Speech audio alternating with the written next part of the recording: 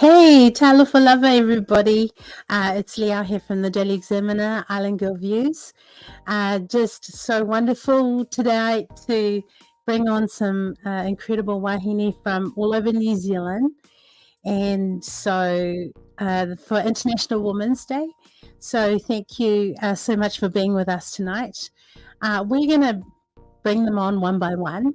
What I've asked them to do is introduce themselves. And also we will have, if you've got some questions to ask tonight, put up the questions, and if we've got time, we will add them. So I'm going to bring in Alia. She's going to be our first person. Hi, Alia. Turn off my mute. Hello, how are you? I'm great. Great to have you. Show us social pink.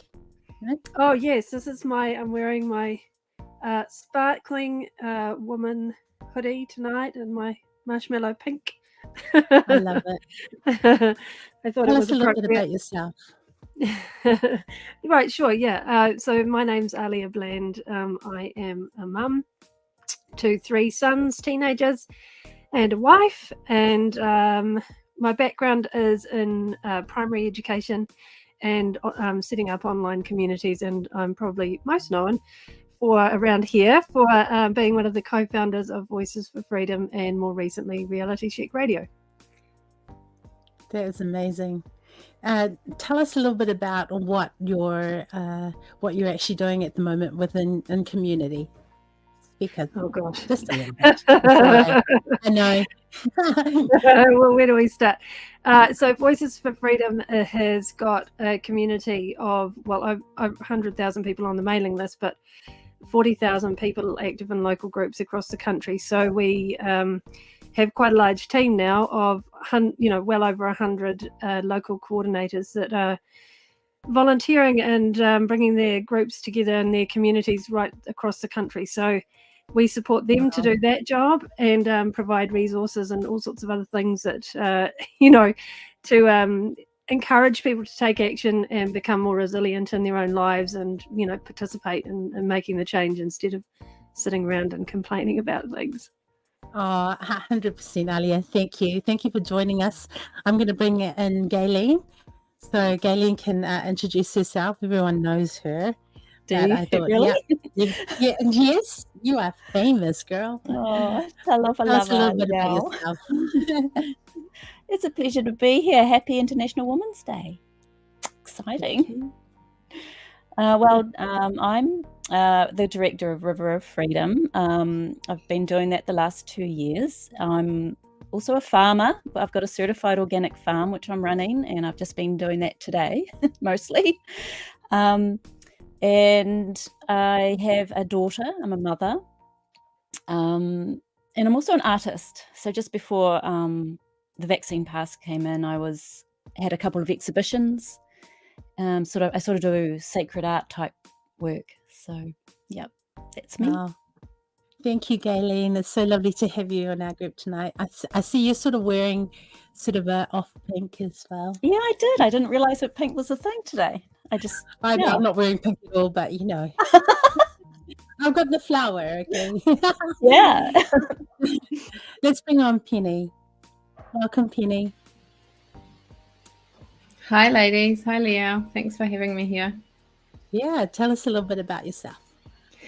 So I'm an independent reporter, journalist, researcher, coach, speaker. And I've been sort of growing that in the last year or so. And since June or July last year, I have created a foundation called Let Kids Be Kids. And that's in response to really realizing that parents don't have or don't know how to have their voice in the education system and what's going on with their kids. So that's what I do. And I'm also one of the Amoa team with Leo and with Tony, who's coming on, and the boys. That's mainly what I do. I had a background until 2021 in marketing, communications, brand management, and also adult education and training. Wow, that's great. Look at I'm a mum too. Okay, so thank you for your introduction, Penny. We've got lots of questions for you guys. So, yeah, we'll bring on Mel. Mel is from the Daily Examiner. Beautiful woman. Hey everyone. Hi everyone. I'm Mel, with the Daily Examiner. Married with children and so utterly blessed with grandchildren. They are the best. My husband and I also work with high at risk youth. So we've cared for over 450 kids in our home over 23 years. So yeah, keeps us busy. Wow. That's amazing. That's amazing.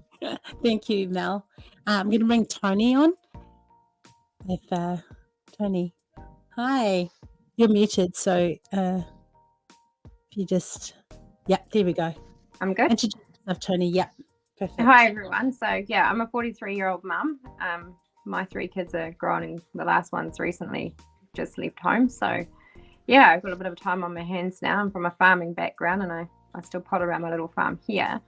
But since I'm stuck at home with my illness problems, I thought, well, I could do something useful. Since I like writing, I thought I'd start writing online, and I'm on a mower as well. So, yeah, that's how I'm quite new to all this public stuff. So, yeah, that's me. Oh, thank you, Tony. I actually didn't introduce myself, and we have to look at Penny's top as well. So I'm Liao. I'm a mum of a wife of 25 years this year. So silver anniversary. And I have 3 amazing boys, and I've been a community developer here for quite a long time. So I have a lot to do with the homeless and our communities, and just more recently reporter for the Daily Examiner, and just odd podcast here and there with Island Girl Views. And so we just thought, hey, let's bring some amazing women together on International Women's Day and have a chat with them. So I haven't heard back from Chantal. So she's just had a baby. So we will, if she can make it, that'd be great. If not, we'll just go with who we have. Hi, James. Farmer James is on. Yeah, he's quite the supporter. So, Penny, do you want to show us your T-shirt? Sure, I forgot to do that because some of the other ladies were, but that's my shirt today. And I designed it myself. So if you follow me on any of my channels, you can find where you can get your own shirts like that. And there's one for the guys as well. Well, what a great start, because my first question is, what is a woman? So, Penny, can you just read us your T-shirt again, and then we'll open it up to since ages ago. I love it. Does anyone else have any takes on what is a woman? Oh, was that Galen? Was it a? Oh, I was waiting to fly. I'll go. Yes, you can. Go for it. It's quite straightforward for me. It's quite scientific. Like, you've got XX and XY, and that's, we're like animals, really. We're made to breed, aren't we? So you either can or you can't. I mean, I realize there's some people with issues and they can't, but it's pretty straightforward. If you're an adult female, you're a woman. It's quite simple to me. Yeah. 2024, where we're actually having to ask what is a woman. Yeah. Penny. Yeah, I was thinking about tonight earlier today, so I actually did a little clip and put it up on my online spaces. But yeah, talking biologically, women are those born with estrogen predominance. They have a vagina, a womb, a uterus, and fallopian tubes, and they house the vessel by which babies form and are born. And it's unique to women. No one else can do that. So today is a great day to celebrate the fact that we are these incredible creatures that can create life. I love that. Yeah, Mel, go for it. I also think from a heart perspective, I was really interested how everyone came on and said their piece. And it was, I'm a wife, I'm a mum, I'm a nana, grandmother. These are all part of being a woman, Love that. I had a little bit of an awkward situation today. So last year, while I was on the campaign, we had a panel of Labor, National, myself, and just tongue in cheek, we had Labor speak, and Phil Twyford was there, and they had their part, and then I got up to speak, and I said, just before I answer that question, I'm just asking Labor, what is a woman? And then today I had a meeting with him, and he was like, oh, how did your campaign go? And I was like, it was amazing. I was like, did you still remember what I asked you? And then I thought about tonight that we would be coming together and asking this. I was thinking, that was a little awkward. But you know what? Why do we have to ask that? Why have we got to 2024 or even 2023 that we have to ask, what is a woman? And why are we ashamed of it? Why are we feeling afraid to speak it? Why are we feeling afraid to say, what has happened? So I think this is a great evening tonight to be able to speak out and talk about these things, because these conversations happen in our little circles. But at the moment, we've got 111 people watching.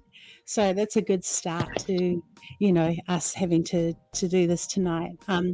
This will lead on to my next question, which is, what has been one of the biggest challenges to women over the last few years? So I'd love for you guys to put in there, or to speak what you think is one of the biggest challenges to women over the last few years. So I'm talking about 3-4 years, because it's even before that there was starting to be challenges for women, but it's come to the fore, and so now we've all in our own little ways have had to deal with that. So I would love to hear some of your feedback. So oh, come on, don't be shy. Okay, Okay. Thank you, Well, Alia. right, sorry. Yeah, in a previous life, before all the COVID crazy, I was a crochet designer, a pattern designer, and in New Zealand, that was one of the very first industries that sort of saw this eruption of woke happen, and the changing of the language and this whole kind of inclusivity concept that was coming about, and also the heavy cancelling of people who did not adhere to this new kind of language and the prescriptions that were being handed down. So for me, that was when it all sort of started, was probably around 2017, and where the language started changing, and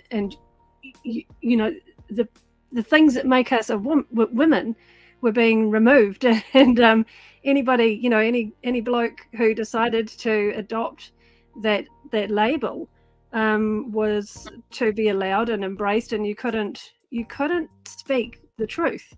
And those that did were really slammed. And in New Zealand, that there's quite a nasty group of women who would go after anybody who stepped out of line, and to the point of sort of putting people in hospital on suicide watch. It was really serious. So I think this whole attack on our femininity and what it means to be a woman and a mother and a wife, and to give birth and breastfeed your children, and all of these things, that to me has been the biggest attack on women, but also our children as well. And that's why those of us who do speak up are quite fierce about it. If I can just go into just a little quick story about the woman, a couple of weeks ago, the lady who discovered that pamphlet that was at the New Lynn Community Centre when her little child was like 6 or something, playing the sports game in the day, and picked up this really inappropriate pamphlet. And all of the parents that were there was a homeschooling group, they were all really highly disturbed about what their children had gotten access to, right? Because it was these, action figures doing very inappropriate things. And none of them liked it, but she was the only one that would speak up. No, everyone else was too scared, still too scared now. It was such a big thing, like that is, to me, that was really graphic and in your face, and they still couldn't feel like they were safe enough to speak out about it. And I think it's all in the same bundled up in the same stuff, right? Like you can't speak out about calling a man who is wanting to be a woman. You can't call it for what it is, and that doesn't mean that you are judging those people. It just means that you can't drug or mutilate somebody's body into being the opposite sex. Sure. Thank you so much, Alia, for that. We have Chantal joining us, so I'll just bring her on, and she can introduce. Well, she doesn't really need to introduce herself, but yeah, let's give us an introduction, Chantal, new mama, and beautiful. Hi, Chantal. Hi guys, I'm also so sorry. I'm currently travelling from Christchurch to Queenstown and I'm in and out of reception non-stop. So if I cut out, I'm just really sorry, but that's the reason why. Travelling with a newborn has taken a lot longer to get down here than I thought it would. Oh, no, you're fine. Introduce yourself, Chantal.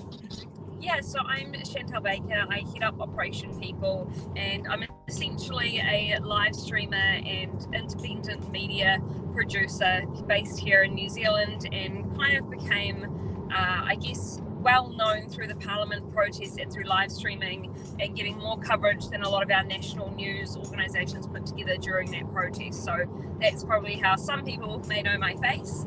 And other people may know me as the daughter of Leighton Baker, who used to head up the New Conservative Party, and now he's the head of the Leighton Baker Party. Oh, it's great to have you. Thank you for joining us, Chantal. Oh, it's awesome to see everyone. Yeah, look at this great bunch of women. We're missing Megan, but she'll be hopefully she'll be on soon. Thank you, Alia. That was an incredible response to that. Does anyone else want to respond? So, Chantal, the question is, what has been one of the biggest challenges to women over the last few years? Does anyone else want to answer that? If not, we can carry on to the next question. Okay, Tony, and then Penny. Well, I was just going to back up what Alia said. The censoring has become really bad, and now with them making boys think that they can get periods and making them think they can get smear tests. Where does that leave us as mothers if we're raising young kids and telling us, are we the liars? Because we're not. And yeah, I think that is going to be a challenge. I don't think it's good at all. Yeah, that's a good point. Penny? Yeah, I think when I look back over the last sort of 5 or 6 years, I had realised it had happened quite subtly, I suppose, at the time. But I was a mum of 2 boys. I worked in male-dominated spaces. I was on boards and things with mostly men. And I'm quite a confident woman, but I had become diminished. Like if I spoke out, and I remember one particular situation where something was going on, a very anti-woman thing was going on the news one night at home, and I spoke up and said my piece, and I was labelled as a feminist. And I was like, no, guys, I'm just a woman and I get to have a voice. And so I look back at that stuff and how subtly, they claim that we're all equal rights and everything, and I'm not a feminist at all. But what I noticed was this kind of degradation of my standing. And even for me, as quite a confident woman, I really struggled to find my voice. And now when I look back, I'm like, wow, that's why, what you were just saying earlier about the women who were in that community centre recently. This is the issue that we have, is that we don't know how to have our voices. And actually men are the same. They don't know how to have their voices because there's so much cancel culture, there's so much negativity, and there's so much vitriol to everybody. Like it's just got really septic. So I surround myself in people that don't live in that space, but I had realized how bad it had become. And it was pretty destructive when you realize. Absolutely. It's the cancel culture is happening to everyone. Like subtly, it started with men quite a few years ago, and now it's actually going to women. And actually that leads us on to our next question, unless anyone else wants to say something around it. This is the question. So this is his lead on. Oh, Gayleen. Okay, go for it. No worries. Hi. Just quickly, I suppose I'm always, the question could be, what are the challenges for girls. And, I grew up on a farm, and I was a sort of girl, and along with all of my other country mates, we would go to the mufti school day in a bush shirt. My first, my 13th present was a motorbike. So I grew up as a tomboy, and I played sports in the boys softball team, and so I just am worried that that girls can't be tomboys and just enjoy it, and without feeling. And so there's a really big fear at the moment that they think that they're now a boy, but I think we need to know that, encourage women and young girls that you're allowed to be feminine, but you're also allowed to be a bit of a boy. And and I enjoy and I respect the rights that we have now, and I am a feminist, and I do really enjoy the rights that have been worked really hard for women. So I want to make sure that we keep those, but we don't lose sight of how to be just who you are. If you want to play with boys or play with girls, but you don't have to go and mutilate yourself just because you think you might be a boy. So. Yeah, that's a really good point, because I think Penny had a little series of little boys playing with trucks and little girls, little girls playing with trucks. It doesn't mean that they are boys, and little dragon.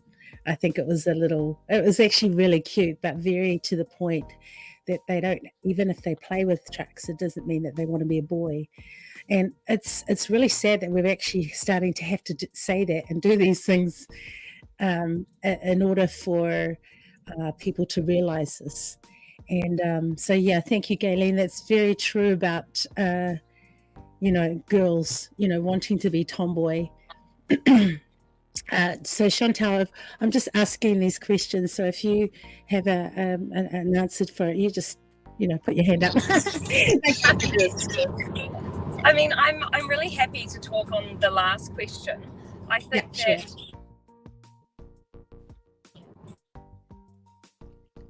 Oh, she's breaking up. Yeah, sorry, Chantal, you're breaking up.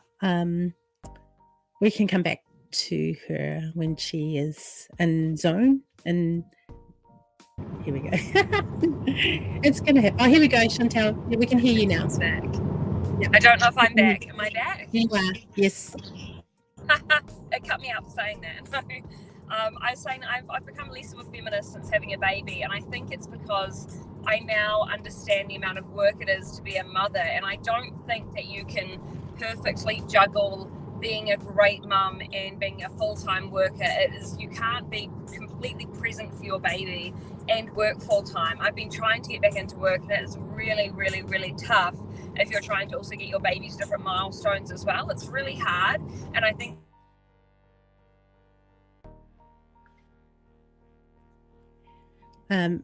sorry, Chantal, you're breaking up again.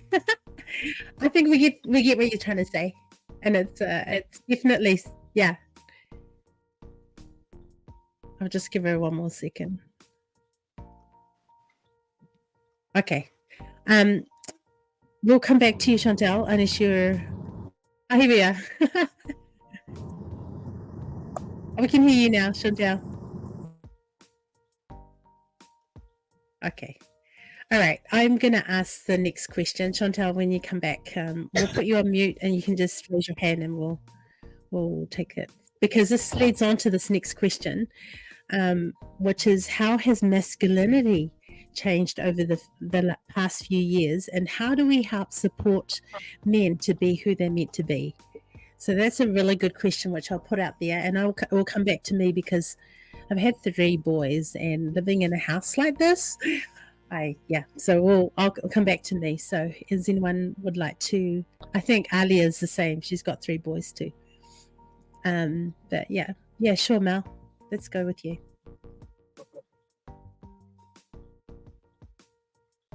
With working with all the youth we have, what I've noticed is that the boys actually really struggle. I'd say probably 95% of them have come from solo homes with just mum. and they haven't had that male role model, that positive male role model influence in their life.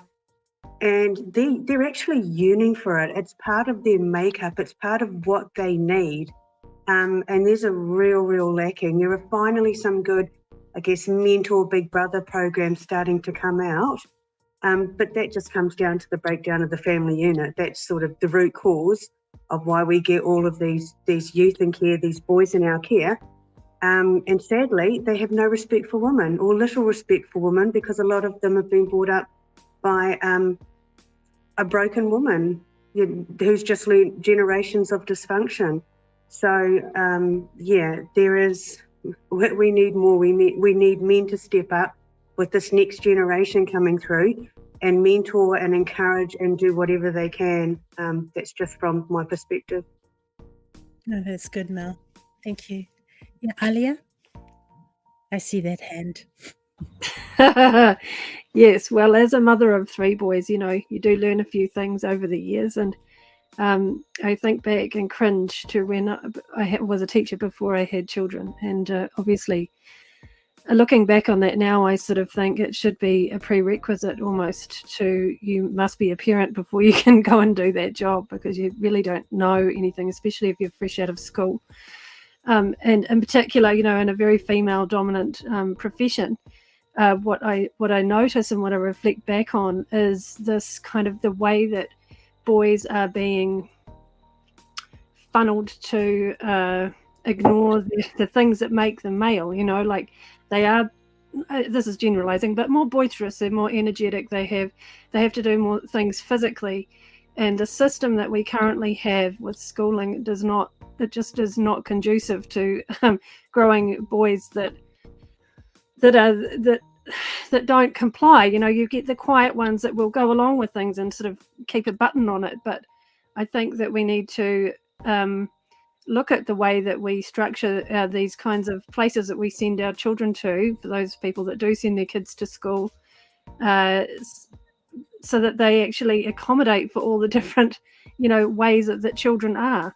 Because I think, even though I left teaching to have my kids, I stayed within the system with my children's local school. We live rurally, and they have quite a neat tiny little school out here. So I watched it happen there as well, where even experienced teachers, but were parents of only girls, that I watched the way that they interacted with the boys, and the frustration of trying to deal with their movement, or and I think it's very quick to throw labels on these boys that can't sit still for long periods of time, and medicate them instead of actually addressing what is really needed. So if the question is, like, what do we do about it? Well, I think we have to face the facts to start with, that there are really big differences between boys and girls, and of course there's a spectrum there as well.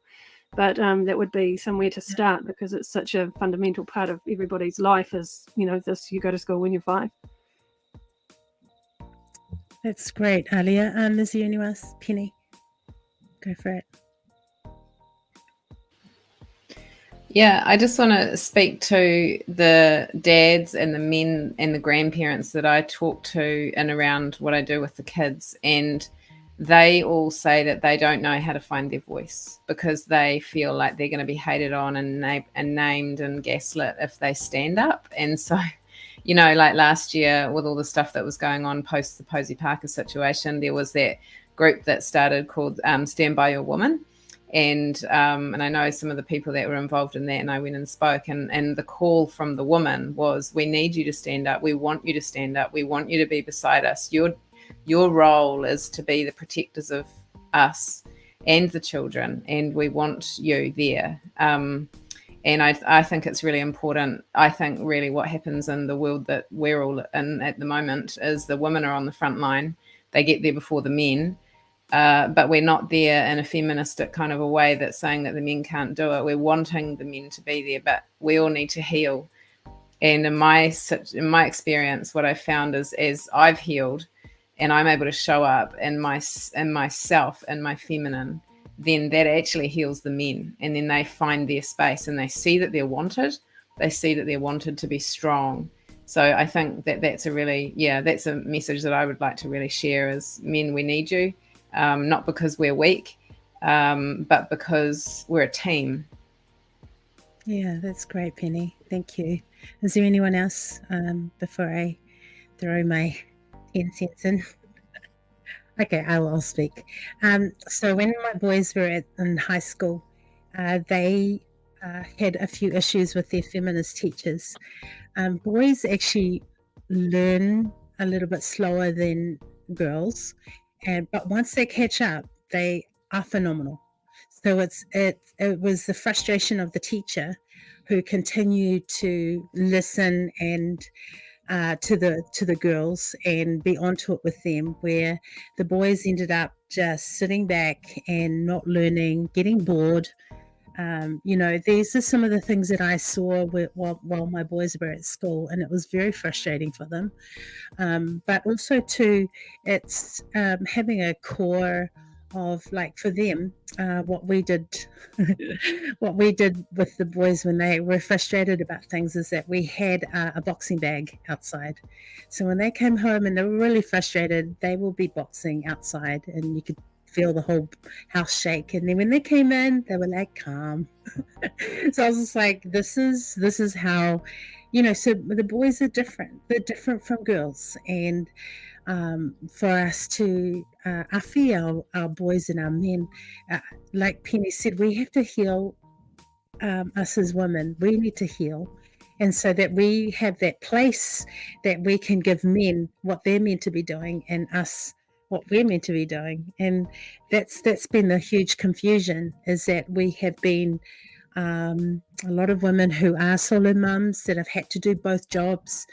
For the fatherless generation that we've had has been right back from when DPB was first announced, and there to offer to women to help them became, when I was in high school, an option to have kids and not have the father around.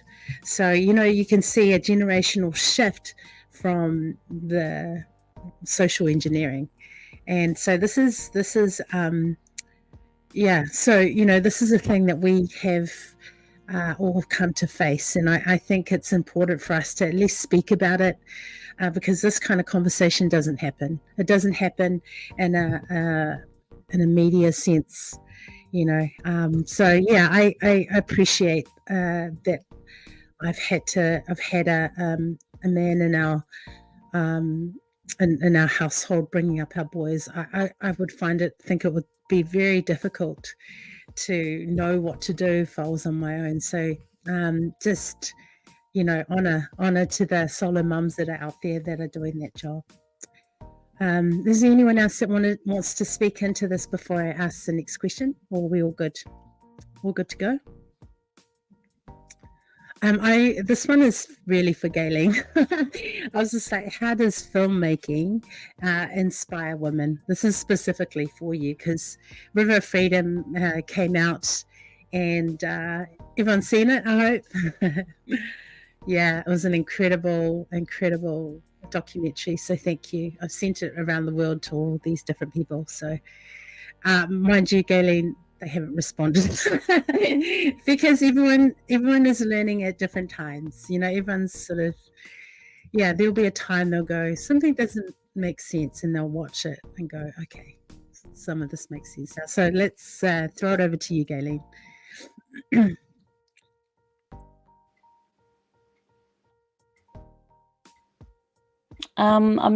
Do you mean like inspire women from being a woman filmmaker, or inspire from the woman in the film? Both. Let's go with both of those. Yeah, I mean, there's Susan Sarandon, I think some of the other, there's a lot of research done on the fact that there is very little women directors around the planet, and there is actually there's quite a small representation of women's roles in films as well.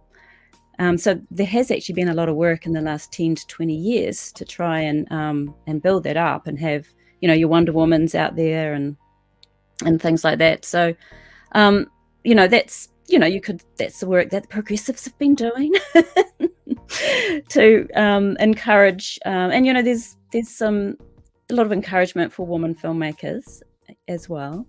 I think, I mean, if it's just something that you're passionate about, you just do what you want, So, and I think that's the advantage we have at the moment, that we can do these roles, but then we can also do all of our other roles as well. But I've always kept my my life really balanced. So with my filmmaking, it's kind of my rational side of me. But then with my art, it's where I pull in my intuition and my feminine side, you might say.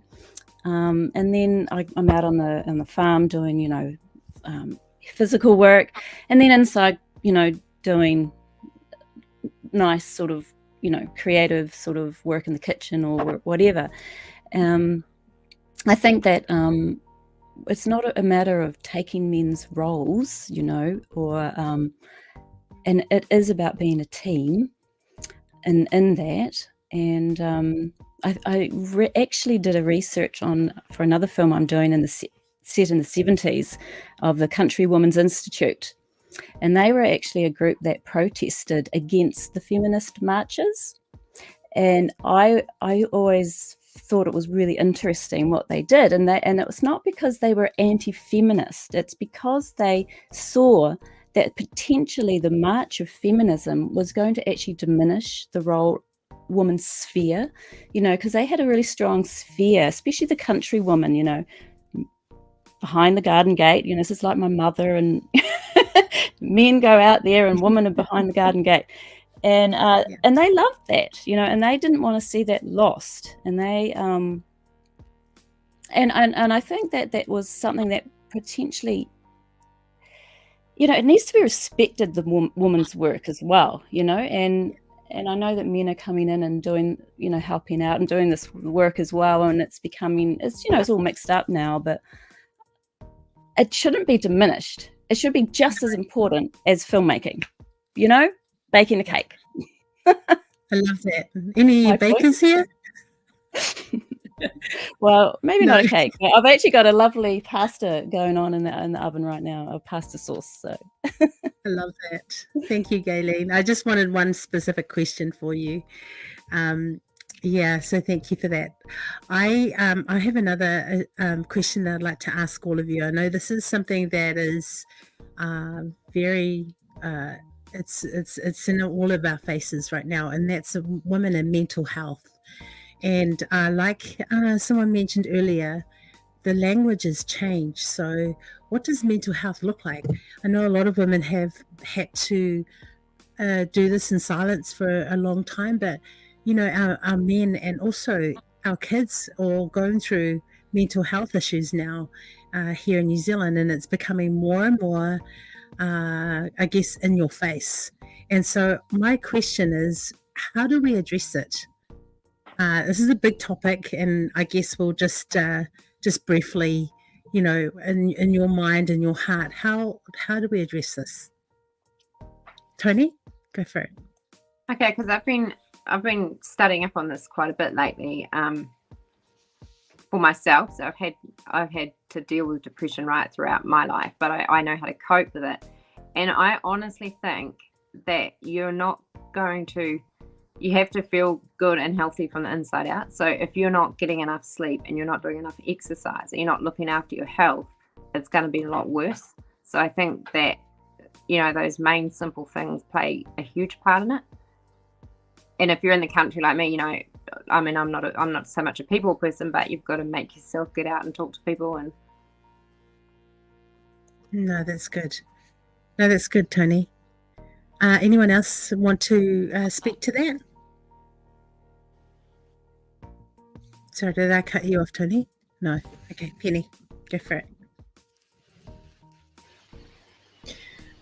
Particularly with everything that's happened in the last few years with isolation and also lack of touch, all of that fear of each other and weaponizing each other against each other. And I think that's been really harmful on the psyche of everyone at every age. And so, on from what Tony said, because it does start from the inside out, but it's also to remember the importance of connection and interconnection. So when you're struggling, find some people that you trust and have a conversation, because you're never ever as alone as you think that you are in your darkest moments.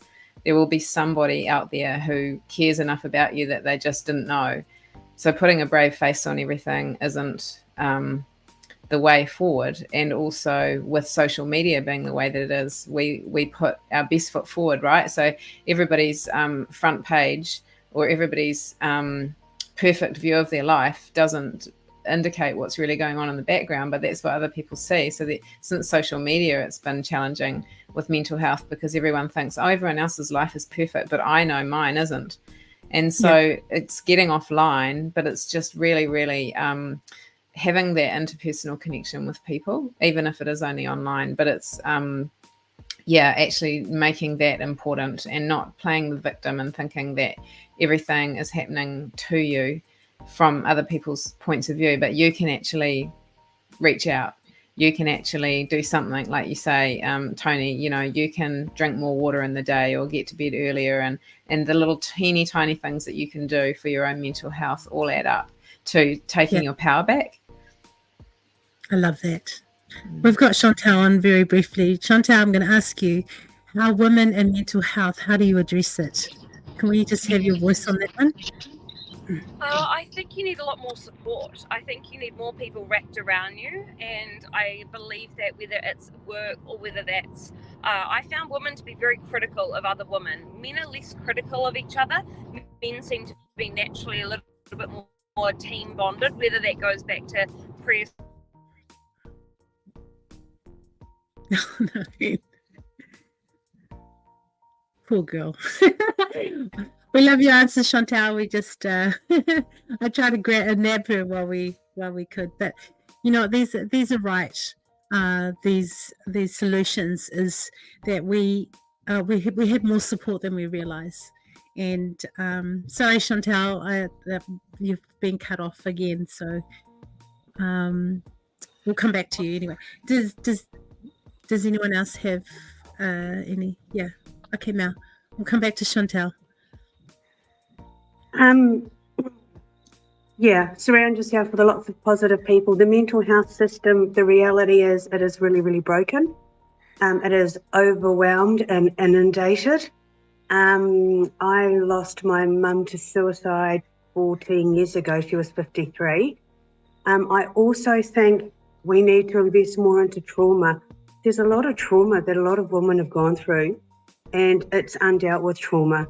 And we're not actually, they're only just starting to piece things together through counselling services and things like pre-verbal trauma and all this sort of stuff. I mean, for me personally, I believe that part of what happened to my mum was based on past trauma that hadn't been fully dealt with. But we need tons more resources and workers and support networks and mental health. But there is a truth in that. There is always someone around. I'm always around. You guys are undoubtedly always around. So, if you're in trouble, go and ask for help. And I also think we need to maybe prepare our girls and things for the likes of menopause, where you have all this influx of emotions and a roller coaster of stuff, and yet it seems to be quite a hush, let's not all talk about it subject. And that concerns me as well. So no, that's good. That's good, Mel. It's good to address it from all different. But you've got another 30 years before that happens, Mel? Does anyone else have anything to say before I move on? Oh, yeah. Okay, Alia, go for it. I was thinking about that with respect to how it used to be. Things were more community based. I think even back in my childhood, and even more so beyond that, another few generations back. And even now, with our immediate families, like our grandparents, the grandparents of my kids, they're far enough away to not be close enough to wrap around like we used to do in the old days. And I think that's a shame, and it would be great to kind of get back to that if we could. And that was actually one of the reasons why in the first instance we started Voices for Freedom, was because we had noticed in the forums that we were in online there were all these people who were really suffering because of the isolation and the labeling of that you were some kind of nutcase for questioning the narrative, and that people thought that they were the only ones. And so, we said, okay, we've got this big goal of trying to connect people together right throughout the country. And somebody said to us, you guys are absolutely mad. Why don't you just start in Auckland? How on earth are you going to do it across the whole country? And we were like, no, we have to do it across the whole country because these people are everywhere. And, and I think that if you can, like you guys say, if you're feeling like you're struggling, just to try and make that effort to go and connect with the others that are of like minds who you can go and just sort of be with. And you don't have to be doing anything just to go and be with them, have a coffee or whatever it might be, just to connect and realize that you're not by yourself. Yeah, I think that's one of the biggest things that I think people is they feel lonely. They can be in a crowd and still feel lonely. And I think we need to speak out more. I think there is a part of us, like women do it so well. We can say, hey, I'm just not feeling that great. It's our men that just don't have the courage to go, hey, do you want to go? Not that they'll go out for a coffee, but, do you want to play some? Oh, this is really bad. This is so chauvinist of me. Do you want to go play some golf? I don't know. Whatever guys do. Do you want to go to the gym together? I don't know. I'm making this up as we go. Anyway, I wanted to ask just how would you encourage people to speak out about what they're passionate about? Because each of you are passionate about what you do. How do you encourage people to step into, there's so much that we're being suppressed with. How do we encourage others to do that, to do the same? Oh, sorry. Okay, sorry, Penny, you wanted to comment. I just wanted to quickly say that I was at the Resolution Festival over New Year's, and I went on my own, and I wasn't in a good headspace myself, but I'm a pretty outgoing person, but I was really struggling with I'm all on my own. But I kept coming across women that had gone there on their own and were in the same boat as me. So I'd go to a workshop and I'd talk to a woman, and it was so incredible meeting other women who are brave enough to pitch up to some festival and camp there on their own. And we all found each other. And so I just want to do a shout out to women who do step out when they're on their own. They don't have their friends or a partner with them or anything, and they just go anyway. I know that I don't know whether men do that as well, but yeah, just keep doing that because you're not alone when you're on your own. I love that. Thank you, Penny. James, I'm going to talk to you soon, one of these days. So how would you encourage people to speak out about what they're passionate about? That is a really good question because each of you are. And so I'll give you a minute. We've got about maybe another 10 or 15 minutes to go. We've got a few more questions, and we've had people commenting, not necessarily questions, but just comments. Okay, Alia hit it on the nail on the head. 10 years ago, we've had many small local community groups, and now many of them have been swallowed up by large organizations. I've been in the community sector for 20 years and have seen the slow demise of community in general. Yes, Robin, I'm exactly the same. So trying to going back to develop our small groups again is probably where we have to go. Because not just community groups, but businesses. We see our mum and dad businesses slowly diminishing and being, overtaken by huge corporations that have come into New Zealand. So that's another topic again. And I think we shouldn't stop here. I think we're going to have to do this once every 3 months or something. Bring all of you women back together, and hopefully James will get together all the men, or Elliot and James can do it together. But right now we're still into celebrating International Women's Day. But anyway, how would you encourage people to speak out about what they're passionate about? Who's first? All right, Gayleen, yes.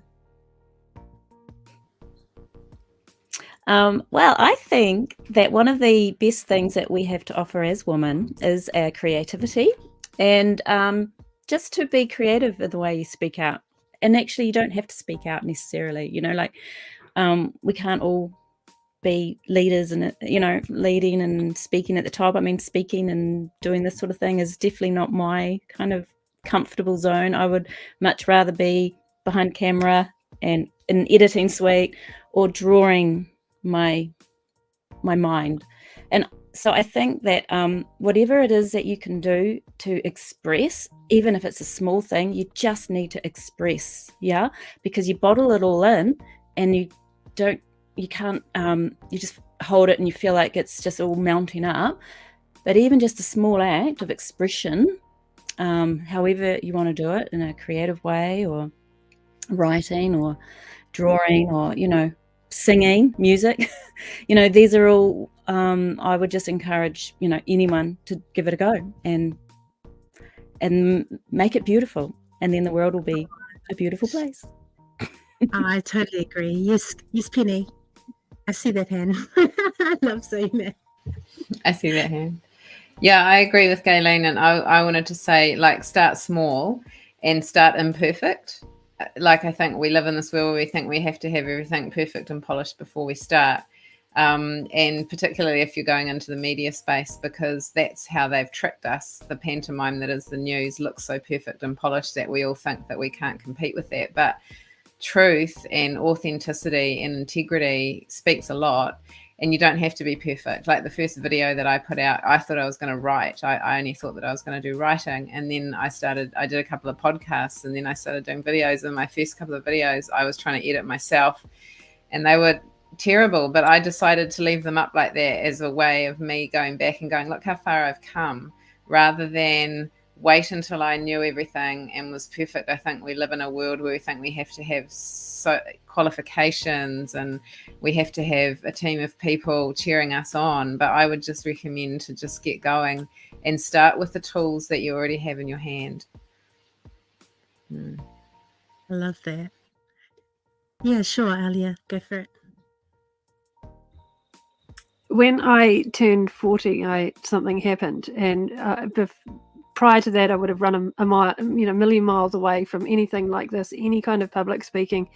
I would have vaporized, and just something happened at that point where I decided that it's not that I had changed, but I just decided that I was going to say yes instead of no to the opportunities that were challenging like that. And like the others have said, you know, you just start small, and yep, the first time you're packing it, but you get up there and you do it, and it gets easier and easier every time. And it doesn't have to be perfect. You know, you just, if you're speaking from the heart and you're doing things in integrity, then I don't think that you need the polished kind of final result with all the lights and the glamour. You just connect with people on that other level, and I think that that's what people are actually yearning for anyway. You know, there's a reason why the mainstream media is falling right now. It's because it's insincere.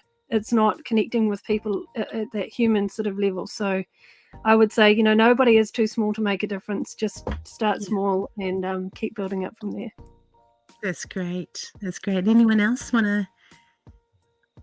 I just wanted to say, like, just from last year, I'll get to you, Tony. Just from last year, I was in hospital, and then when I came out, because I had a near-death experience, and I'm not laughing because of that, but what I am sort of just really understanding now is to celebrate life every day. And so I started wearing all my pretty dresses to the mall, to go shopping, to do anything. I started wearing pretty dresses and a flower in my ear, and I'll just be like, I had a lot of old women come up to me, the older women, wearing all their dresses, you know, because they've always been quite particular, and saying to me, "Oh, you look so delicious." And I said, actually, better coming from them than a man. But, you know, actually, this is my authentic self. I've decided that I'm going to take all my china out of the cabinet, and I'm going to start being me, and wearing beautiful dresses actually makes me feel good. And this goes back to our mental health. The dresses, actually, this is who I am as a person. So I've been wearing dresses nearly every day. You know, not the kind to wear pajamas to pack and save, but you know what? This is our femininity, and so we can grasp onto it and just be our authentic self, you know. And that's what I've been doing. So, yeah, I think Tony wanted to say something. Well, over to Tony. I was just going to say, like, with the internet these days, it does have advantages that you can just speak out, even though it is quite, they are limiting what we can say. There are ways around it. And, I had no idea what I was doing. I just ended up on a mow. I was really lucky that they kept me. I had no intention of that, and it ended up really cool, and it's given me a bit of confidence. And then I wanted to reach these kids, so I went through TikTok because that's where they're all on. And I thought, oh my God, what if I look stupid? And I thought, well, if I look stupid, at least I tried. But I ended up reaching a whole lot of kids that wanted help and needed help with this particular thing I'm doing at the moment. And some of them don't want to speak out because they're too scared to, so I've spoken out for them. So there are ways. If you don't want to speak out for yourself, there are some of us that will speak out for you, if that helps. Yeah, no, that's really good, Tony. Thank you. Because there are different ways that we can reach out. We're sort of coming to the end of our hour. Man, it's gone fast. Are you guys talkers or is it me? Anyway, I just wanted to ask one question to all of you, and then I'll give you a minute each to just wrap up your thoughts and what you want people to take away from this. But my question is, what is the best advice that you've been given? And I will go to each of you, just something that you want to share, something brief about what is one of the best advice. What is the best advice you've been given? Who wants to start? I'll go. Alia. Oh, okay, sorry, Tony. No, you go, Tony. No, you go, Alia. Okay. I'm poor producer. Okay, Tony, go.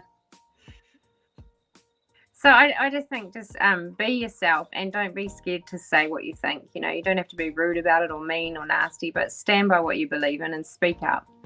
And, like just with little things like feeling good about yourself and starting a journey of weight loss or anything like that, just start small and just keep going. And if you fall off the wagon a couple of times, just keep going. But yeah, just be you and stand up for yourself and what you believe in. That's what I think.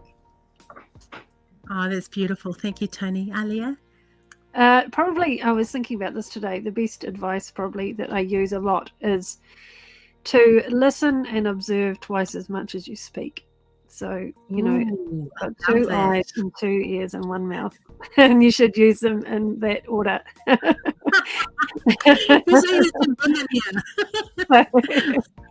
love that. Okay, Penny, it's you.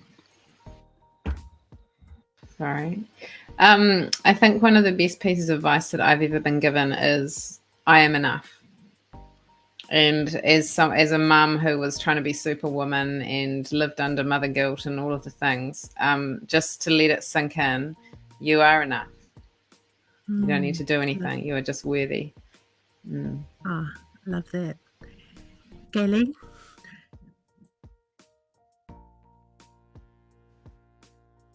You're muted. So you're going to have to say that again. Unless you can read. So I remember when I was in my early 20s, someone said to me, Gaylene, you're too rational. And I thought, oh, what? I want to think, but then I thought, well, what I've been doing the last 10 years is really trusting my intuition a lot more. And it's just been so much better. You just get into such a better flow. So, and I think in this, we live in a very materialist world, and the rational thought is, be taken precedence.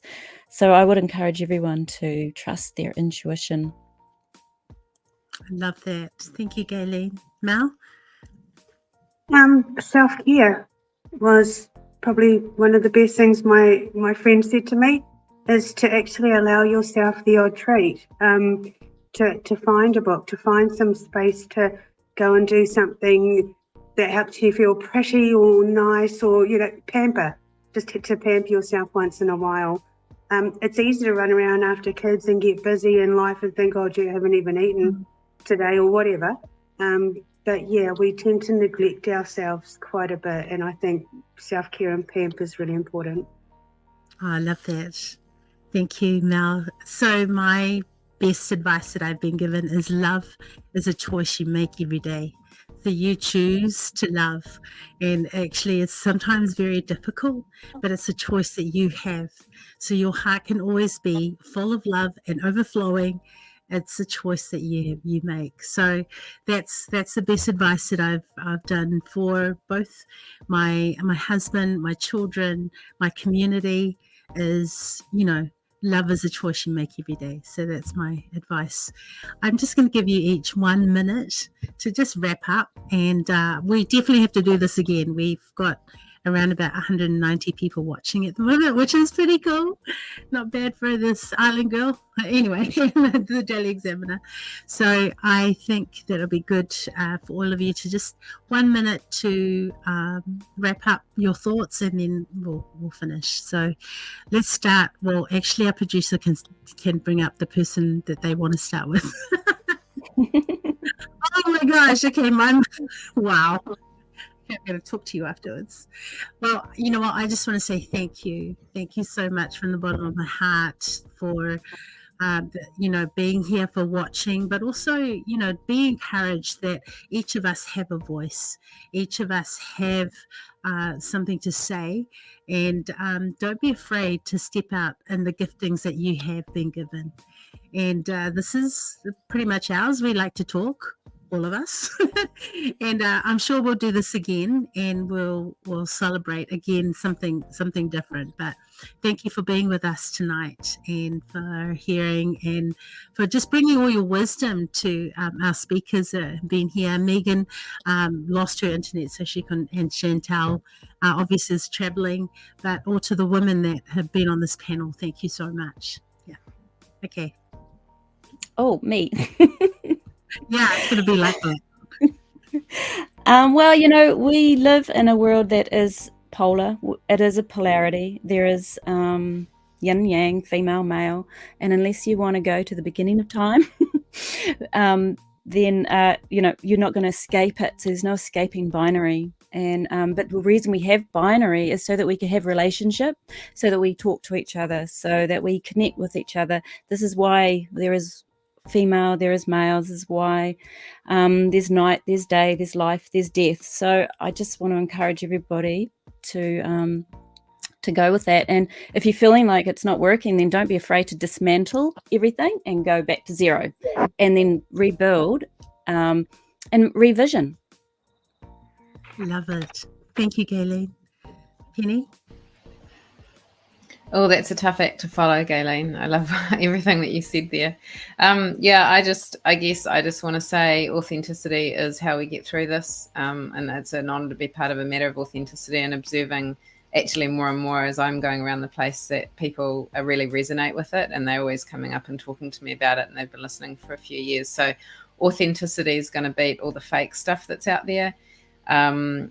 Reacting or responding is we're in this reactive space where everything, for those of us who are looking, there's so much stuff coming down the tube now, it's just all overwhelming. But whenever I sense it in my body, like that I'm whatever that is, it feels, I sense the feeling in my body, and then I just pause, and sensing and responding rather than reacting. And the other one really is stand in love. Love conquers all, and it may sound wishy-washy, but it's the answer. It's not getting angry and getting reactive and getting abusive. It's stand in love. So thank you for having us on here tonight, and thanks for everyone who chimed in on a Friday night. Yeah. Thank you. Tony? Well, following on from what Mel said before, I was just going to add, like, if you don't look after yourself first, you're not about to help anyone else. And I think too, saying no at ground level. So if you don't agree with something, like I'm just using masks, for instance, just for an example, just say no. That's where it starts. Like, they're trying to control us. They're trying to say we have to do this, or we can't do this, or we can't say that, but keep speaking your truth. And yeah, and hopefully next time Chantal and Meg will be on. I sort of owe it to Chantal, because it was through her that I got to watch all of the protest at Wellington, because I was too ill to get down there. So yeah, hopefully next time. But yeah, thanks heaps for inviting me on. I feel really honoured to be part of it. That's great. Thanks, Tony. Mel? What an amazing team of women.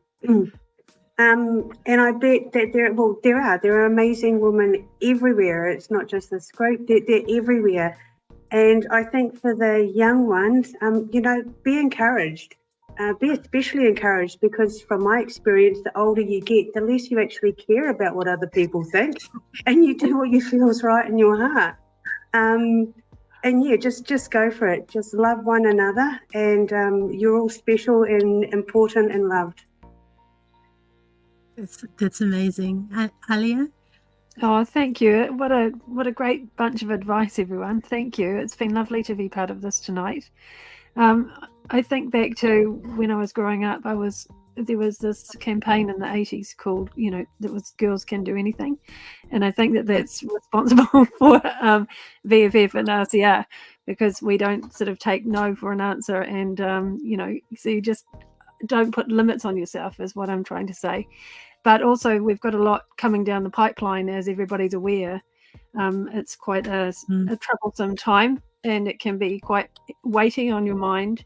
So my advice would be to pace yourself, take off your shoes, go outside, put your feet on the ground, and make sure you take time out. There's no sort of prizes for racing at everything at sort of, a sprint pace. So yeah, be kind to yourselves. Oh, thank you. Thank you, Alia, that you've actually brought into context the word kind. We can bring it back and we can use it for what it really is. Yes. Instead of the kindness that was used over the last few years. Tonight, just thank you so much to each of you for a huge contribution to this, and for making this happen. Happy International Women's Day to all of the women out there, and thank you for the men who have been on this as well, have watched this, and hopefully we'll have one for the men.